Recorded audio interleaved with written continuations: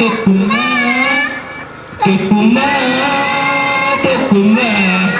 Ya ilmani orang tekuman, humna tekumani, humna tekuma, tekuma, tekuma, tekuma, tekuma.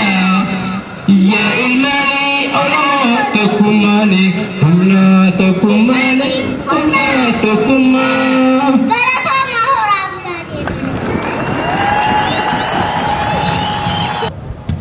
बाये नुर्रा बरेदा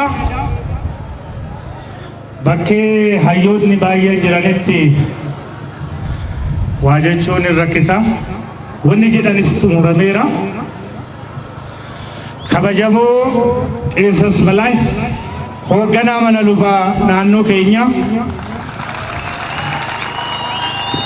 खबजमो उपजुनती सादो प्रेसिडेंट दुरानी मोतुमा नान्नो रोमिया खबजमो जालगलासा दिलबो खबजमो तीन तल्ला सियासा अब्बा केरू जवार Mohammad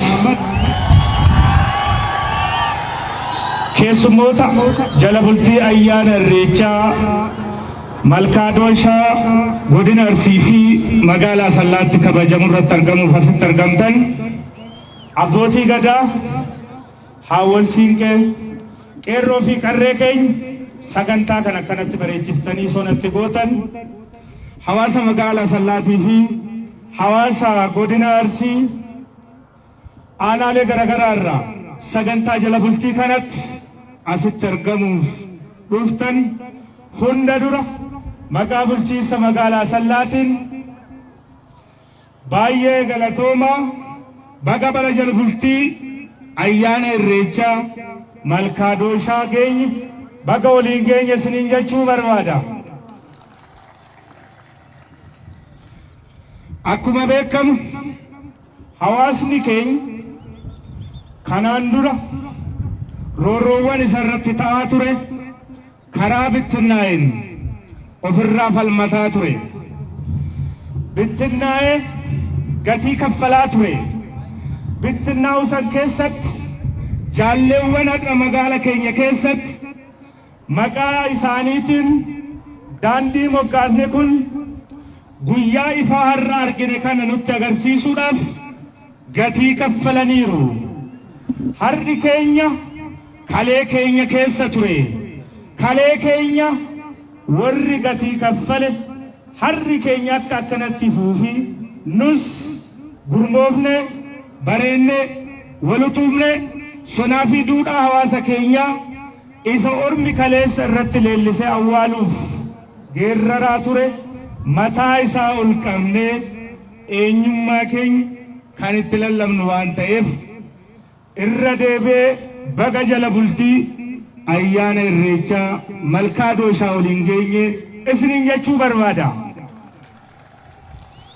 Ayyaana kanarratti qeerroo fi qarreen keenya hawaasni magaalaa Asallaa hawaasni godina keenya keessummoota keenya naannoo biraa irraa kabaja ayyaana keenyaatiif jecha kibbarra hawaasa Sidaamaa hawaasa Alaabaa hawaasa Kambaataa Haadiyyaa nuuf jecha kana sitti dhufan.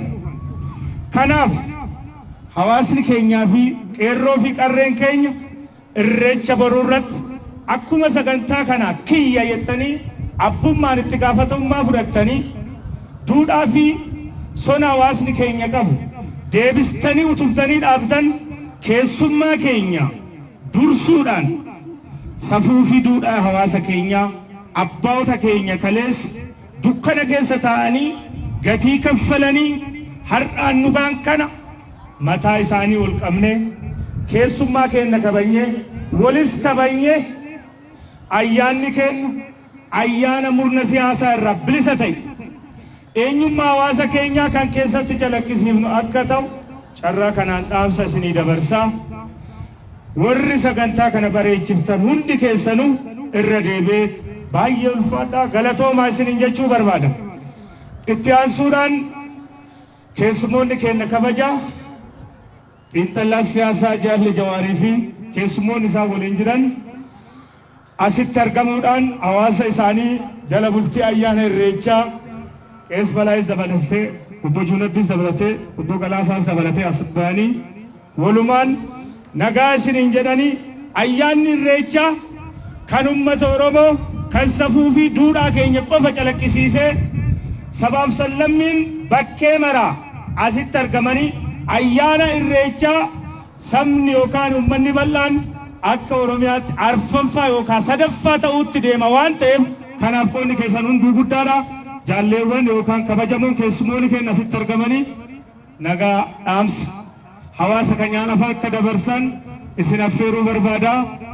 Ulfaadhaa galatoomaa.